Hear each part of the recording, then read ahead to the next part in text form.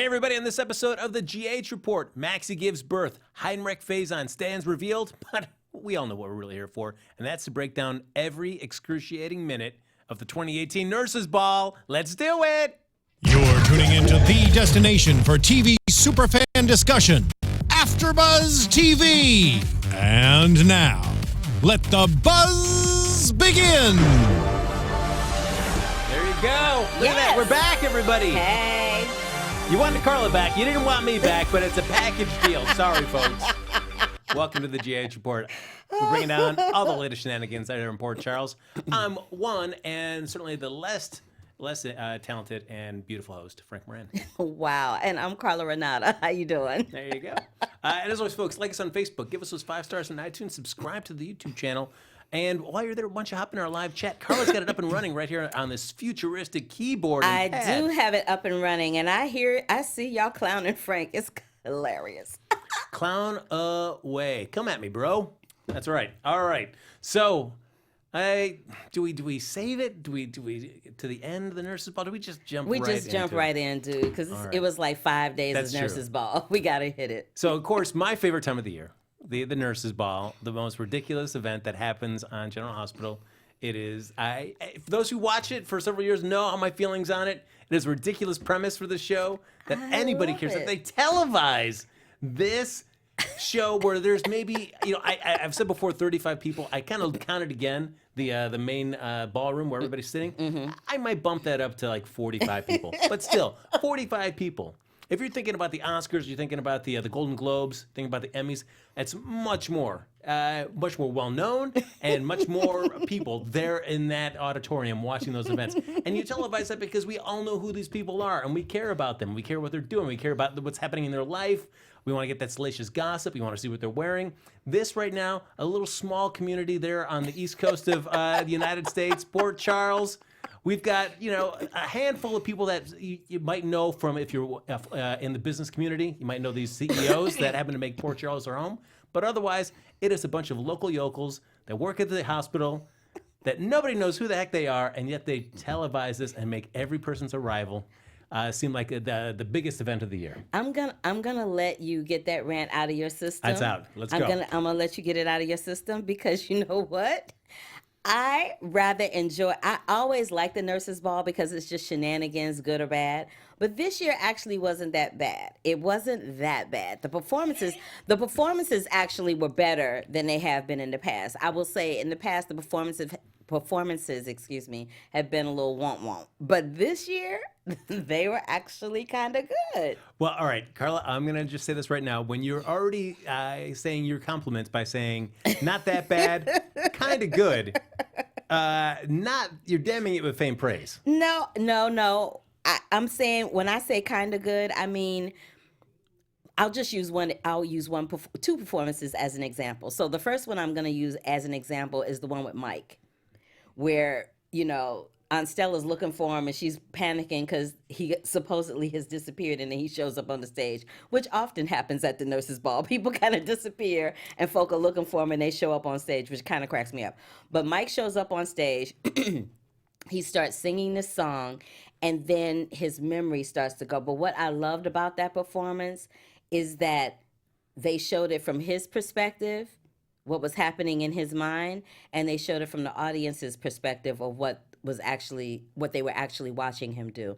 I thought that was brilliant how they cut back and forth between him being with that bandstand and literally just being on that stage by himself. But then what made me break into tears and made me kind of like, I know you're gagging already, I can tell. When Sonny got up and helped him through that moment, because Sonny's a hothead. Sonny doesn't particularly like the fact that people know his dad has Alzheimer's.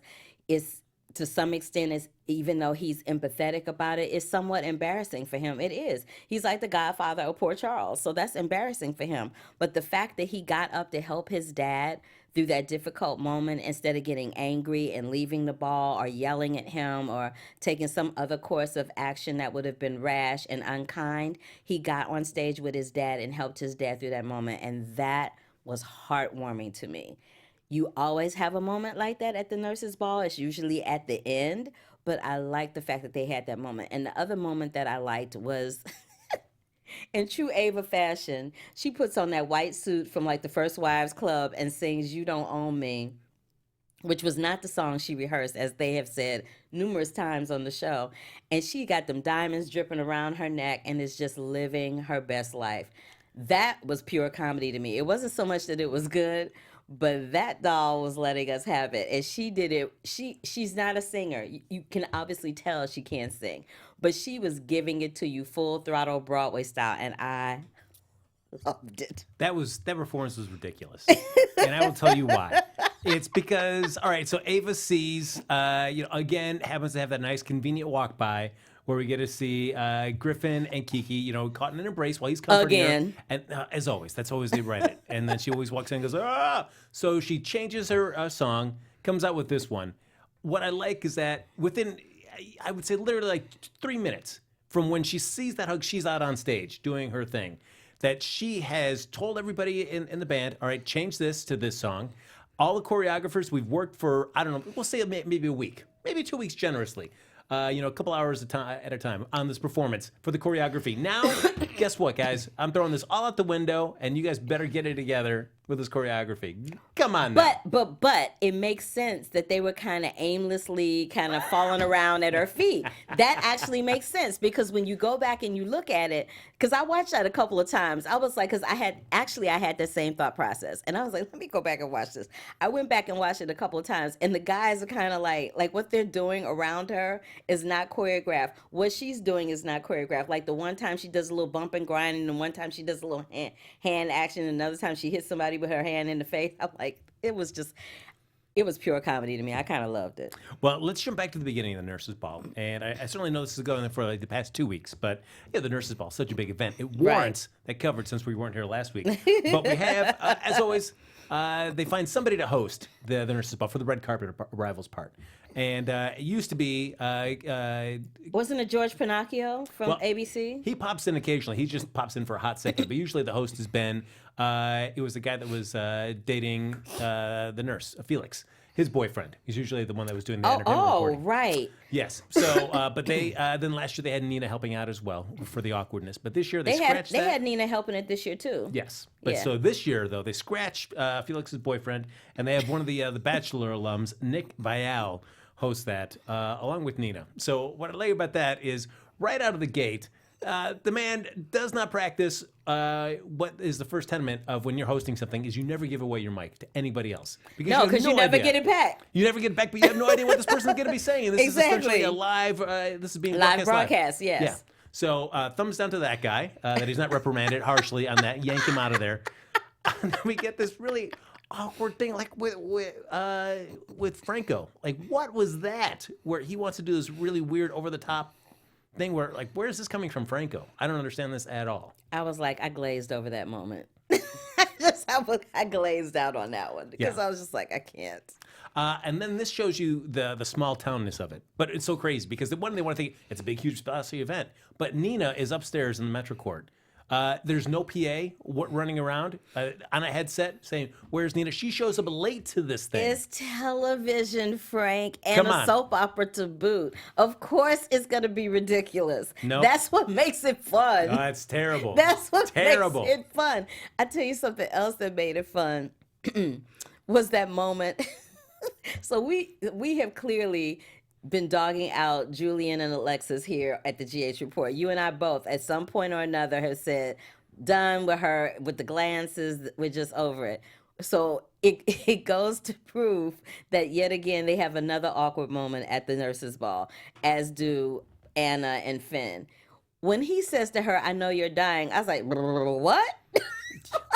What are you talking about? And then it serves, and then the absurdity of it is Alexis standing in the background overhearing this whole conversation in the clothes. The thing that was ridiculous about that, she's standing in a rack of clothes. Did they not at one point hear like a hanger clanging or something? Like, did you not notice that anybody was hovering over your shoulder?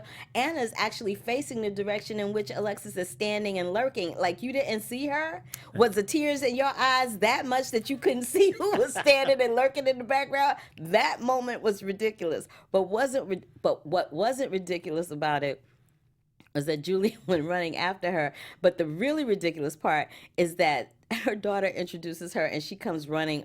First of all, if you're that devastated over somebody dumping you, you're not going to run across the stage of the benefit to get out of the event. You're going to duck out the back door. No, Miss Thing runs across the stage. Alexis runs across the stage and out with Julian running after her. I'm like, really, y'all? I can't.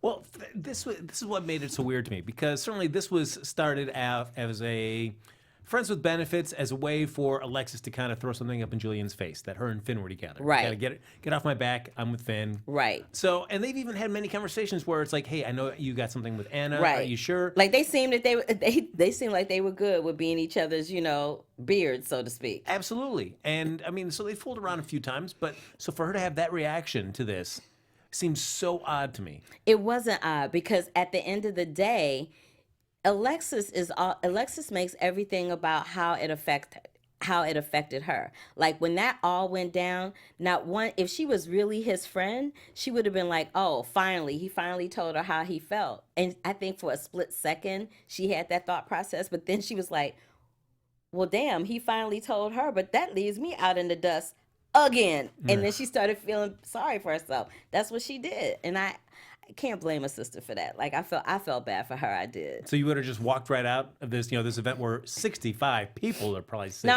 No, because I'm a professional. So I would have walked on stage, got my award, and then I would have left. But I wasn't gonna let my daughter get embarrassed like that. But that was crazy. I'm like, why is she? When she went running through the crowd, and whenever something like that happens, then here come Lucy Coe with some shenanigans. I'm like, I can't. And that's the other thing. It cracks me up that she changes clothes like, I don't know, 5-6 times throughout the evening. Like there aren't that many acts for you to be changing clothes that often. She changes clothes for every introduction. Yep, absolutely. Like, Again, well, I mean, I'm like, really, Lucy? I'm willing to let that one slide because it is just such a staple of the nursery show. So I feel like, which is weird for me, who criticizes so much about that, I will let that part of it slide. But I guess you just learned a little something about my feelings about that.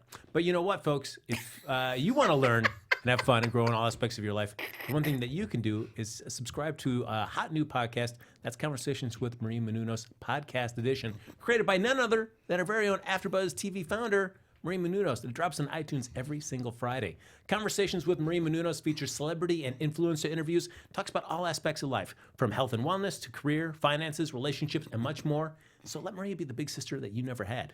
All you have to do, just go to iTunes and subscribe to Conversations with Marie Menounos for free. And when you do, let her know that it was Carla from the GH report that got you there. Conversations with Marie Menounos Podcast Edition. Check it out. Wait, I just have to address something that somebody said in the chat room when I talked about, the whole thing with her running out. Miss Bubbles said, Carla, this is the same show that tried to freeze the world with an 80s toy gun. So, of course... Of course, they wouldn't hear Alexis. I kind of loved her for saying that. I just had to put that cap on that storyline. So, real quick, let's talk about in terms of the performances for the Nurses Ball. What stood out for you? What was kind of like, And was there anything that was a big strikeout for you in terms of performances?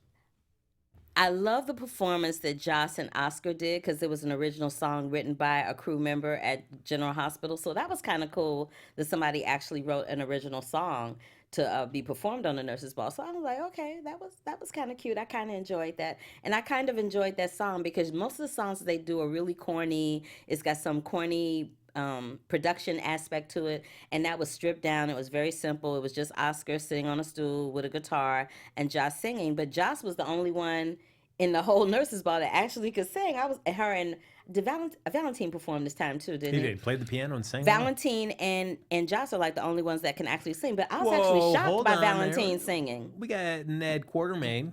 I can't. You're not dating Wally Kurth and his golden pipes. Look, I am not Ned the Rocker. I'm like on General Hospital right now. He's just kind of when he was singing with Olivia, that song that he sang was Tired. That was the tiredest song of the night, I thought. And he kind of came off as like, it would be like watching, for lack of a better way to say this, it would be like watching Mick Jagger way beyond his prime, getting up, doing a song with one of his ex-wives like Bianca or something. It just was like, I can't. It is. I will say of the recent Ned Quartermaine performances of the Nurses Ball, it's probably my least favorite of his. Yeah, I mean, he can sing. You're right. Yeah. You're absolutely right. He can sing, but that performance just didn't do it for me. I think probably my highlight for him is when he did that "Don't Go Breaking My Heart" with Emma. Yeah, I thought that was probably the highlight of that. that was a cute one. Yeah. But the one this one, yeah, agreed. It's meh. So we also have the nurses. They have to come out and they have to. This time they both start and close the show. My favorite person in that whole thing in that performance was Bobby because she could never point to the right camera to save her life. It was always like everybody's pointing one way and she'd point and then she'd slowly track over like, oh yeah, this is where I'm supposed to be. Bless at. Bobby's heart. It's like Bobby didn't hit one rehearsal. She didn't know the lyrics. She didn't know the choreography. You're absolutely right. I was like, because I would be watching it and then out of the corner of my eye, I would see some shenanigans happening. I'm like, who is that? And then I'd look and it would always be Bobby. I'm like, Jackie Zeman, I'm gonna need you to get to a rehearsal, girl. There was a one shot at the closing song that they did where right before she sings, she has this look on her face like almost feel like a real life Mike situation. Like, where am I? What's going on? What am I supposed to be doing here? She looks so terrified for a split second there. So yeah, the nurses songs. I thought you know what I was disappointed about? They usually sing that song, the Alone song that they usually sing every year at the end, and they didn't do that this time. I was like, the Nurses Ball is supposed to be about raising money for AIDS and HIV, and that's a song that's synonymous with the Nurses Ball and has been for quite some time. I was really confused as to why they didn't do that this time. You know what song I'm talking Yeah. about? I'm like, you are not alone. That whatever that song is. I was like, you're not alone anymore. That song. I'm like, where's the I'm Not Alone Anymore song? Like, where is that? And it usually starts with Epiphany, and Robin usually sings it, and Robin didn't even get on stage this time. We didn't see her. She was there, but She was there, but she didn't even get on stage this time. I'm like, I'm feeling some kind of way about that. I don't know how I felt about that. It is weird if you're going to bring her was back weird. for that event, which she has been a large participant of Yes. throughout the years, what I'm excluding the saying. time she's been gone off the show for whatever reason. But they do when they do bring her back, especially, she usually gets up and is more active. And to have her come in and not really do much, again, like why? If you're going to bring her back, have her do something that matters for the nurses. Ball. Right. Is she pregnant in real life? Because she looked like she was a little preggers. She did. She just recently had a baby. Okay, because I was like, she's looking a little preggers. Is she having a baby? Did she have a baby? And why is nobody addressing that? I'm like, it just... It cracks me up when it's just like the scenario with Jordan coughing for like 3 weeks. Nobody addressed the fact that she was coughing, and then randomly one day she was like, "Oh yeah, I got tested, had my lungs X-rayed." I'm like, "Well, thank goodness, because you was coughing and hacking. Nobody was saying anything." It's the same situation. Robin looked huge, and nobody said anything. Like, ain't nobody gonna say nothing to her about that? I mean, she been gone for a minute, and then she comes back and she got a little tummy. I'm like, ain't somebody gonna say something? Well, she had recently given birth to a child. On General Hospital? On General Hospital. Yep, because remember she had a baby, and then so they've got a new member of the quarter. Somebody should have been like, "You ain't lost that baby weight yet?" Oh man, is that how you would treat just a new mother? You'd be like throwing shade already about her body? I'm not throwing shade, but I'm like, "Ooh, girl." Oh man. I love Robin. I love Kimberly that plays Robin. I love her, but I was like, come on now. All right. Well, especially because, and we'll get to this in a minute, but my issues with Because I Robin. was confused. I was like, what's happening right here in this moment? As we wrap up our acts, I will throw shade at the one act, and feel free to come at me, people. I'm one gonna let act you that know. was pretty lame, and I was watching it, reading social media about this, and a lot of people are excited about this. That is their performance from Curtis's Magic Act with an assist by Nina. Oh, that was tired. Oh, that was rough. That was tired with a big old capital T. And I feel bad people on social media were excited about this. And in terms of having those characters together, that's great. But saying like, oh my gosh, it was so magical. And I'd read those before I'd actually seen it. So it was like, ooh, they probably really knocked it out of the park then. And then I watch the actual performance where he does his little magic act, brings Jordan up, then proposes after he does a little spin around the box. And it's bad. Yeah, it was bad. It was. It was like Curtis himself had just come up, like backstage real quick. He had just like learned one magic trick off of YouTube and then came out and did it. He felt awkward during this whole time. The whole thing was just staged really awkwardly. It was when I first saw that that's what was going to go down with with Nina being his assistant. I thought, oh, this could be interesting. And then it was kind of like womp womp womp. I'm like, oh. What's happening? Yeah, I mean, because if you're gonna, which is awesome. Hey, everybody's been wanting them together for the longest time, so we finally get this moment where he's gonna propose and she's gonna accept. If you're gonna do this, really, make it look awesome. Make Curtis come off as a star. First of all, let him do at least one decent short magic trick that looked like it was magic, other than the flowers and the handkerchief situation. I was like, with the flowers and the handkerchief situation, I was like, wow. That people were like, ooh. I'm like, oh, come on. Who has not seen these forever? I was like, I can't. And so he does this magic trick where he brings Jordan in to be the person inside the box, and they spin it around, and she comes back out. And she goes, oh, well, now I'm just holding this coin. And then he does that really lame sleight of hand with the coin. It was tired. It was. I agree with you on that. I feel like... I feel like like I said before, he should have done a decent, like, impressive type of trick if you're gonna do that. And I also felt like, as the one black couple on the show, they just kind of slighted him a little bit. They kind of just like, because whenever somebody else gets engaged on the show, it's like this big work up to it. It's this big reveal, and it goes on for days and days and days. And with Curtis and Jordan, it's like, we're going to have them get engaged at the nurse's ball, and then we're going to have it do it in that lame, like, Yeah, I wanted it to be awesome. Let's have that be awesome. I agree with you on that one, because that was like, what the hell? Oof, that was rough. What I do like is Aunt Stella the whole time is like, her reaction through all that. I love how they kept throwing the camera to her face. And her face was just like, she looked like one of those people at a wedding that's just not having it. And at any moment when they say if there's any reason why these two should not be joined in holy matrimony, she looked like that one person that before the preacher even gets it out of his mouth, she's like, yes, me, right here, over here, right now. It was pure comedy that made me laugh. Oh, she's also one was like, I'm going to need a minute, because I got a lot to say right now about why these two shouldn't be together. Kelly in the chat room says she thinks that Curtis was nervous because Aunt Stella was there. Kelly, that is no excuse for that lame magic trick that he did. Come on now. Yeah. That's a great subtext to put over the course of the scene. But who cares? I mean, certainly have that emotional moment, but the biggest thing is get on with it. These two characters should have a really awesome showcase for this engagement. Absolutely. I agree. Okay, but can we just... Okay, we finished talking about the nurses' ball. We're gonna go on with some more stuff. Well, we have some stuff tied to it. Of course. Go ahead. So the other thing that's playing around the whole time, I got some. We got the whole hunt for Heinrich Faison kind of culminates to a head on this. Yes. So we've got Robert's been abducted by Valentine, held in some prison somewhere. But I did like the big leap that it took, where he's laying down, then he looks out through a window, then he just like passes out.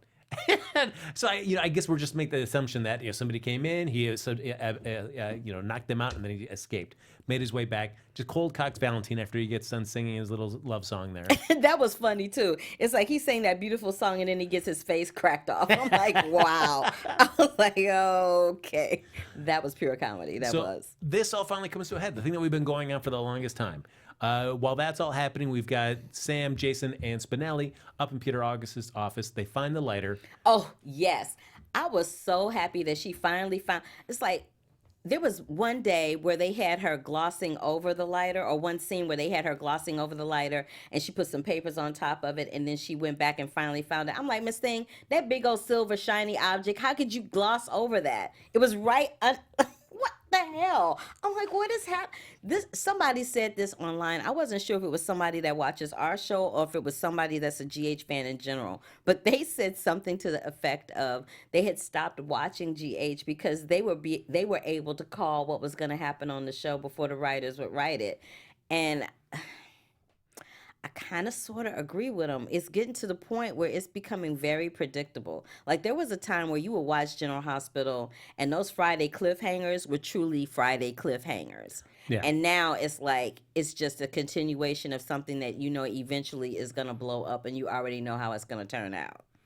The thing that kind of drove me a little bit crazy is that Spinelli, they make it seem like the big dramatic thing where Anna has already set up a meeting for, we get to see these stupid emails being forwarded back and forth. Because Right. Anna finds out, oh wait, Anna's really the one that's been, pretending to be my supposed mother. Right. So now I'm gonna eliminate her tonight. So send her this message.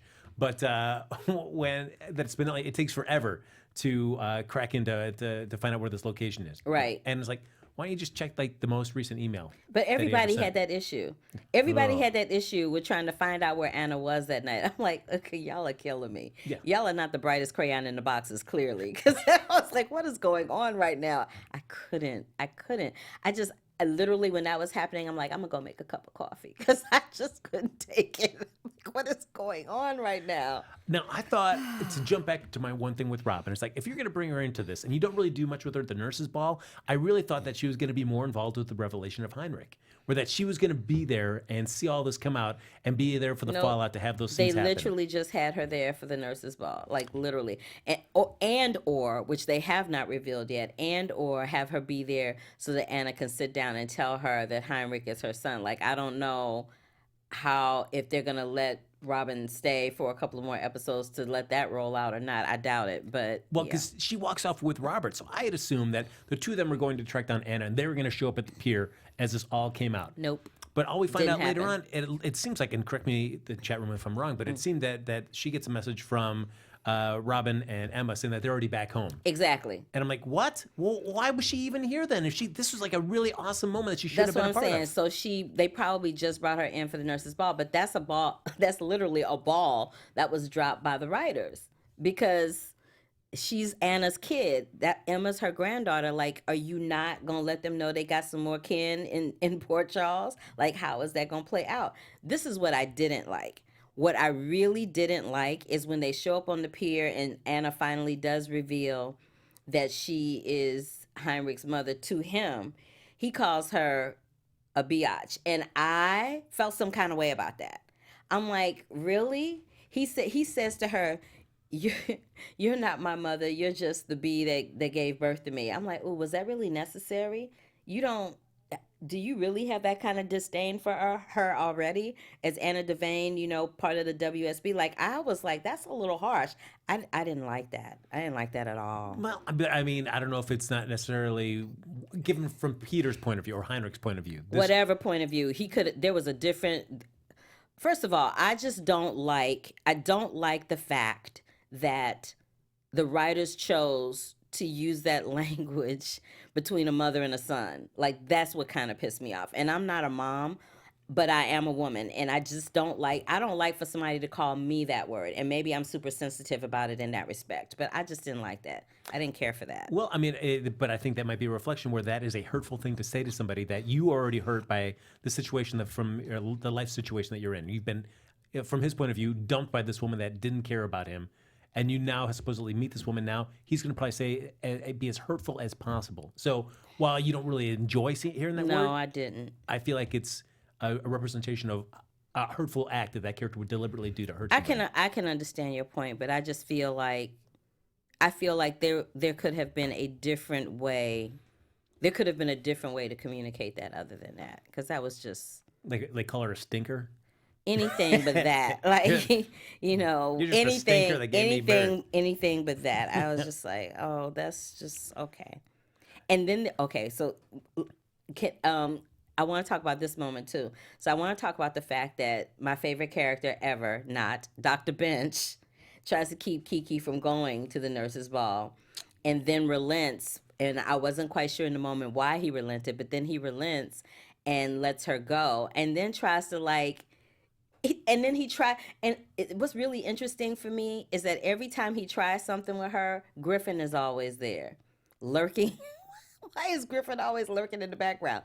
But he could, like, at the hospital He's always lurking. And then at the nurses' ball, he was about to come in that room and close that door. Like, was he going to try to rape her? Like, what was he going to do to her at the nurses' ball in that dressing room? That was creepy. It was so weird because Wasn't that crazy? we have that scene where he says, "Hey, I need you to pull all these files." And she's like, "Oh well, all right. I was hoping to go to the nurses' ball, but I guess I won't." And he overhears that conversation that Kiki's having, and so he's sitting around the corner, and he has this smile on his face, and then he comes out all magnanimously and says, "All right, I'm going to let you go." And that already seemed kind of skeevy as it was, Right. But then there's that weird scene where I don't know why all of a sudden she's in the back with what's her name, Amy.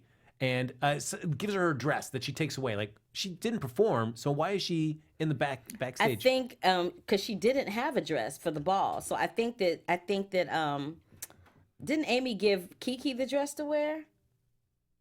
Well, she showed up with the dress because she walked the red carpet because she took a couple poaches. So Maybe Amy gave her the dress at the hospital or something. Maybe some exchange took place with the dress that we didn't see. You know what I mean? But that was so weird. So then he shows up like a skeever. I mean, He was the worst. He's the worst. This storyline, it was frustrating because I get they're definitely going the route where Dr. Bench is just a creepo now. We're just A creepo now? He's always been a creepo from the first minute. From the first minute they even showed him looking at Kiki some kind of way. I called this remember? Yes. I called this a long time ago. I'm like, he is up to no good. It's not gonna turn out well.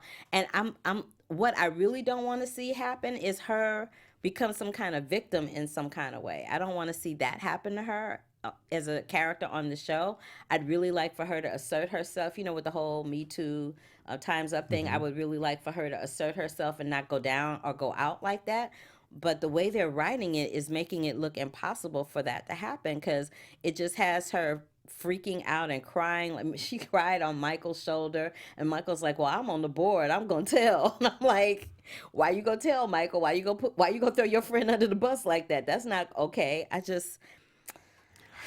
Part of me was hoping that this story, it certainly could be just a straight up Me Too story, or something where it is just a really examination of the social dynamics, especially at the workplace, where there could be signals, mixed signals picked up on both sides, where he can certainly overstep his bounds, but maybe he misread something. He's not an awful guy. I think he's an awful guy. But that ship has sailed. And seeing what he's done, especially with the nurses' ball, it's like, well, this is just going to become where he's just a creepo, and we're just going to have to wait for Kiki to stand up. Is it going to be set up where people aren't going to believe her at first? I feel like I watched General Hospital with my mom, and I asked, my mother's a registered nurse, and I asked my mother, I'm like, when you were a nurse in a hospital, did any doctors ever try to hit on you like that? And my mom was like, they did, but I wasn't aware. Like, I didn't get it. My mother's like, I didn't get it. And the other nurses would have to say, Dr. So-and-so is trying to hit on you. And my mom said, she was like, really? And so my mother seems to think that because she was so clueless about the situation, nothing ever escalated, because the only way something like that can escalate, in my mom's opinion, is if you give that person any kind of attention, or you make them think that you're noticing what they're saying to you or flirting with you. And my mom said, she was like, huh? What's going on? I don't understand. And because she gave it no credence, they just kind of left her alone and started messing with somebody else. Yeah. Because they thought she was clueless, which she kind of was. Well, let me ask you, because I am not a woman, so though I play one on TV. Nah, not really. Wow. But given this time of Me Too, and certainly with the media attention that it's been gotten, not just in Hollywood, but it is permeating other professions as well, that should Kiki feel so reluctant to come forward, given where we're at now in society? Or is it still, if it's happening to you no matter what, even if the general consensus in society is that we will pay more credence to somebody coming forward with these claims, that you'd still be afraid? You have to be strategic in how you come forward, because there's still the stigma attached to it that you did something to make whatever happened go down. So in the world of the Me Too movement and Time's Up, you might want to contact somebody anonymously at first at the organization to see if they could, stand behind you, if you have concrete evidence, because that's the thing. If you don't have any evidence and it's just you saying somebody did something and there's no evidence to prove that they actually did that, then it's like, you know what I mean? And that's what the problem has been thus far.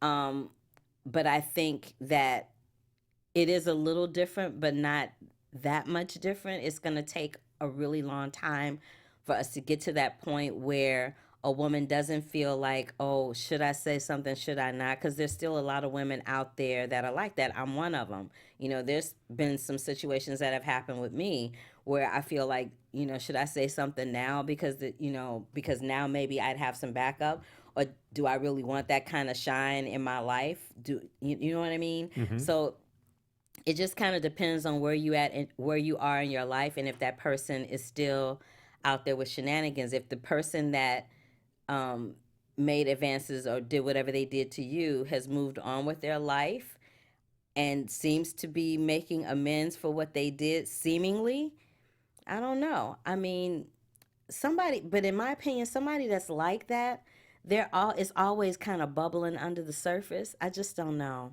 I really don't. I don't know. Well, certainly, I thought Dr. Bench was going to be more the former of what you're talking about, but it's definitely the latter, where it's just bubbling under, and now it's fully just starting popping out here at the nurse's ball, where it's just like, all right, Ski-Bo. I was so not having him, and then Griffin had to save her yet again. Speaking of Griffin, let me just pop on Ava one good moment. Lay it on me. Because Ava is wearing me out. I'm like, Miss Thing, dude he can't say I love you because he don't love you. Why are you all twisted up? Why are your panties all in a bunch over this one man? And he's younger than you. Like, what is your problem? If he don't want you, go deal with somebody that does want you. Why is she banging at his door and begging him to see her, coming to the door with no clothes on and a trench coat and all these shenanigans? It's just too much. And I hate that they have once again, they have taken a very strong female character on that show and punked them out and made them just pitiful. She was really strong. She was very formidable. And now she kind of weaves in and out of that place. It's just so annoying to me. Well, I hate to see her groveling to somebody that doesn't want her. And I would agree, because she has that moment on the nurse's ball. For as much fun as I'll make of the whole situation within the context of the nurse's ball, her switching her song and the performance and all that. But it was a call where I thought, it's like, all right, Ava's just like, screw it, guys. Nobody's judging me. I don't care. I'm just going to do my own thing. And if you don't like it, pound sand. Right. And so to have her so immediately have that blow up with Griffin and say, hit the brakes, Griffin. I'm out of here. You don't deserve me. To leave, and it's within the span of like 5 minutes. Exactly. She is back. And she comes. That's what I'm saying. 5 minutes. I'm like, I can't. So, but Griffin uses that time to get down to the ballroom. And at first we see a scene between, as you mentioned earlier, Kiki and Michael. And there have been some kind of, maybe some hints that maybe there might be a resparking of that relationship. And it's never really paid off at all. No. So what we get this time instead is that both Griffin and Kiki get drunk. They head up, they're back in Griffin's bedroom, and then they just get it on. I knew that was happening when they were in that room with that bottle of champagne. And he goes, I've never drunk champagne out of a bottle before. I'm like, you're going to be drinking a whole lot more than champagne before this night is over. Ooh, boy, yes. So they get it on, and I don't know how necessarily thrilled I am about like the reversal of the Kiki and Ava dynamic, where now it's, the positions have reversed. I don't know. I feel like this is another storyline that's been revving up for a minute, because every time she would catch him with Kiki, she would accuse them of having something. Now they actually have done something. So now it's only going to be a matter of time before that comes out. And it's going to be really interesting to see how she reacts to that. Because before, she would just overreact and she would be like, I'm sorry, I'm sorry, I'm sorry. But now there's nothing to overreact about because it actually happened. Yeah. So now what? He is lost, given the way that he acquiesces to Kiki's text and decides not to say anything to Ava at that moment. Kind of loses the moral high ground. I love the fact that she sent that text. She was like, don't tell her. She was like, don't say anything. I was like, yes, Kiki. But I also feel like Griffin could have said, like, hey, we're not going to get back together. I don't hate you. I do forgive you for whatever you said, even though that apology was unnecessary from her. I think he tried to. I think he was trying to not get back together with him, and she just wouldn't give him any space to do it. Like, she just wouldn't. she was, for lack of a better way to say this, she was like a black widow spider. She just would not let him go. It's like once she had her tentacles in him, she just wouldn't come off of him. And I'm like, that's just so desperate and so wrong. And I hate that they've made her like that. Yeah. So we'll see. Is this now going to be where Kiki and Griffin have to fight their feelings for each other, or would you just throw it off as just a one-time romp? Of course not. It's in her house, but it's going to blow back in the faces eventually. I think it was a one-time romp, but I think it probably could escalate some more. And this is probably the beginning of an exodus for the character of Ava. Because there's no way she's going to stay in Port Charles and watch her ex-boyfriend and her daughter have a relationship. That is not going to happen. That it seems too weird. Yeah, that's not going to happen. Speaking of weird relationships, why don't we dive deep into the nail situation? Oh my God. I can't with her. So I think that when Jason pulled Michael to the side and said, I don't think your mom is crazy. I think Nell has been playing her just like she's been saying, and you need to watch her back. It was really interesting because he looked like he was kind of listening to Jason, but not really. But then when he went back in that room to talk to Nell, he was like, yeah, I'm going to be working from home from now on. I'm just going to be able to keep a little closer eye on you. I'm like, oh, okay. So he believes Jason and his mom, and he's trying to figure it out. But now I'm trying to figure out what he's going to do, because after he saw his mom in the interrogation room, he was like, I love you, Mom. And it was kind of cryptic how he said it. So I'm like, I wonder what he's going to do. I feel like he trusts Jason pretty much more than anybody else in the world. Yep, absolutely. And so if Jason comes in and tells him that, he's definitely going to take that to heart. Absolutely. So I feel like you're right. When he goes in there, he's like, all right, I am just going to stick close to Nell, be sympathetic towards her, and just wait for her to tip her hand too far that I can nail her on what she's done. Absolutely. And I feel like, and then there was that moment with Brad. That was so ridiculous. There was that moment with Brad where she was like, where he says, I just can't believe Carly would do something like this to you. And she gets all defensive about it. And she's all like, well, what do you mean? Are you saying that I throw myself down the stairs? And he looks at her like, ain't nobody saying that. But that made me laugh out loud. He looked at her like, ain't nobody saying that, but why you saying that? Yeah. With one eye open. Wink. It was pure comedy. That whole scenario of her in that hospital actually has been very comical to me, because she eventually is just going to throw herself under the bus, which brings me back to Ava, because Ava's the one that snatched the blanket, right? Yep. So we're waiting for that. As Carly plays back that whole situation, it's only a matter of time before she realizes the only other person that went up those stairs while I was there was Ava. And so now it's gonna be up to Jason and Spinelli to figure out where Ava is stashed. Which, if you're smart, Ava, you have just burned that. Right, that's what I was gonna say. Yes. Like, if you're supposed to be so smart, why don't you burn the blanket? Why are you lurking around with the blanket hidden somewhere for somebody to find it? Like, that's just dumb beyond. But we need some way for Carly to get acquitted on this. Can't with her. So now it's set up with Carly where she's going to court on this, and Diana's basically laid it out. It's like, you could plead not guilty, but given that your last name's Corinthos, you're the wife of a alleged mobster, and you've been in the loony bin before. Yeah, that you could face serious jail time, or you could plead not of your full faculties due to temporary insanity. And Carly's like, no. Yes. Given that situation, if you were in Carly's shoes, what would you do? I don't know, because that's a hard call. Like, once somebody declares you crazy, it's like they can't go back in court and say, oh, psych, we didn't mean that. We take it back. Like, that's not going to happen.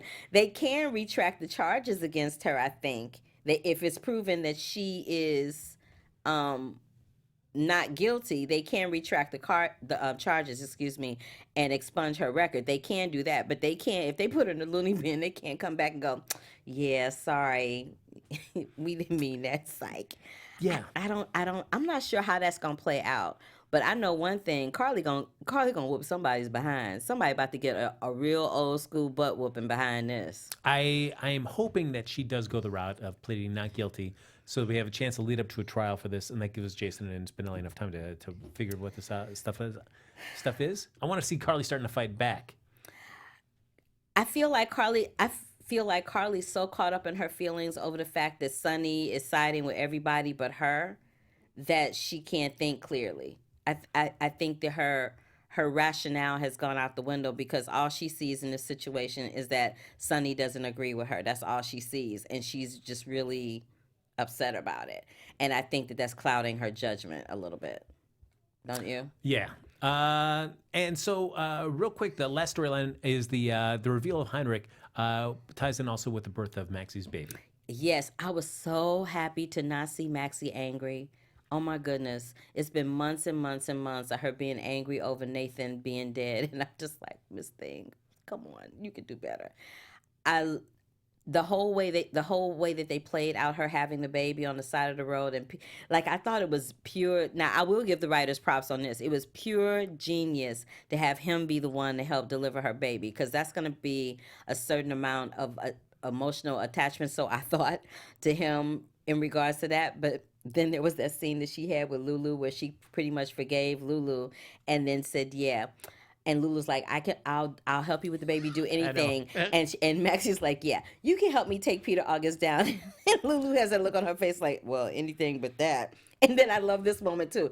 I love this moment where Dante went in on Heinrich and he was like, oh yeah, you had my wife walking around here thinking she was going to be a Pulitzer Prize winning author. I was like, yes, Dante. Finally, somebody said it, because I was like, "What is happening right now?" The moment for that comedy. The whole thing was when we have the shot of Lulu at her home. She's crying, so the makeup's running down her face, and she's typing away on her keyboard. Like, what is this? This was so ridiculous. It was pure comedy. I was like, I was glad that Lulu. I'm glad that Maxie having her baby gave Maxie some clear-headedness to realize after they told her about Heinrich that, and after everybody explained everything to her, that Heinrich was the reason that Nathan died. It wasn't Lulu. Like, what she didn't help the situation, but she's not the reason that he was dead. And I think that was good to resolve that issue but between I also the felt two of them. It helped that what Maxie also wanted was Lulu to accept her part in it. And I feel like at least when she talked to Maxie there, she did say like, yep, She did say I was sorry, because Maxie before was upset about the fact that you never once said you were sorry. You were like, I didn't mean for this to happen. But you never said I'm sorry. And even in that moment, she still didn't say she was sorry. But this time when she went to the hospital room, she was like, I am so sorry. I didn't know, blah, blah, blah, blah, blah. I'm like, okay. And we do name the baby James Malcolm West. So there you go. Which way? And a shout out, Mac finally gets a name with one of those babies. Props. Hey. Yes. But you know, as much as I love Mac, the more times they bring him back, he keeps getting dumber and dumber and dumber. I know for somebody who used to be the police commissioner. The police commissioner. Everybody in Port Charles at one point in time Anna was the police commissioner at one point. Mac was the police commissioner at one point. Somebody else too. I can't remember who. Jordan has been. Jordan is Scorpio, now. Robert Scorpio. Robert Scorpio. It just cracks me up how there's all these people that were the police commissioner, and everybody's running around with a chicken with the head cut off. That's funny to me. Well, as we wrap up, a couple quick bits of news here in terms of casting announcements. AfterBuzz TV News. Of course, we talked a little bit about Carly's trial. It's going to be heating up in the next weeks to come here, but we're getting the introduction of one new character. That's going to be played by Elizabeth Hendrickson. She'll be playing the role of Margot, Port Charles' new assistant DA, who's going to have some sort of a relationship with Drew, a little secret history that will be revealed in the time to come. Yes, and also because we talked about the birth of James Malcolm West, that means Kathleen Gotti, Obrecht will be making her appearance again to see her new grandson. I love her. I love her so much.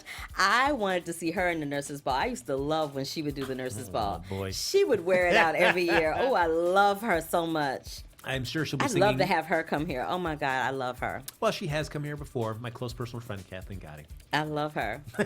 I need for her to come back. Speaking of, and also in the latest news here for the GH Report, I look throughout our studio. I do not see Maurice Bernard. You know what? Whatever. He'll be here. Okay. I'm working on it. Just checking. Oh, you know who we forgot to talk about? We forgot to talk about how Nina went completely off on Valentine.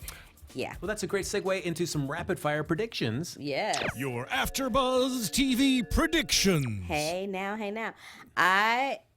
Nina won't be going out the country with Valentine, that's for sure. Do you think that they are donezo forever? No. I don't think they're done so. I think Nina's more hurt over the fact that he didn't trust her enough to tell her the truth. And that's not the first time that he's done it. So he's got some major, backpedaling to do as far as that's concerned. I don't think they're over. But it's like, how many times can you be involved with a guy that's repeatedly lied to you and it's blown up in your face, and it's too many times to count? I know. The only thing that would stop her from going back to him is the fact that she couldn't get over the fact that as a result of his lying this particular time, her brother's life was taken. It was her brother, and they were pretty close. So that would be the only thing that would stop her from getting back together with him. But the only thing that's true is that Claudette is still out there. Claudette is still alive. That is still another thing that needs to be dropped. And when that comes, like, that's 3 strikes against Valentine. I think that they'll wait until that happens for that to go down. I think that it's going to be really interesting to see how Lulu goes about helping Maxie through that request. It's going to be really interesting to see how Anna ends up trying to have some type of relationship with Heinrich, and how the rest of Port Charles is going to react to that, particularly Maxie, because Anna was really there for Maxie when Nathan got killed. So it's a lot of stuff that's lurking out in the shadows that we get to see. And we will be shining light on those in the days and weeks to come. Ladies and gentlemen, that's going to do it for this episode of the GH Report. But we'll be back next week with another new episode. But in the meantime, like us on Facebook, give us those 5 stars on iTunes, subscribe to the YouTube channel, excuse me, I'm learning how to speak words. Channel. And thanks everybody for hopping in the chat. I know Carla really enjoyed you guys, giving me the once over. Please feel free to do that as much as you'd like. Yes. But if you want to stay in touch with either of us after the show, Carla, where can they find you? They can find me across all social media platforms at The Curvy Critic. And just a quick shout out to Michael B., Miss Yaki, Rena Sheen, Kelly, Andrew, Chelsea Brown, and if I missed anybody, my bad. Miss Bubbles. Thank y'all for tuning in and chatting with us and supporting us over here at the GH Report. We love you. Absolutely. We couldn't do the show without your valuable contributions.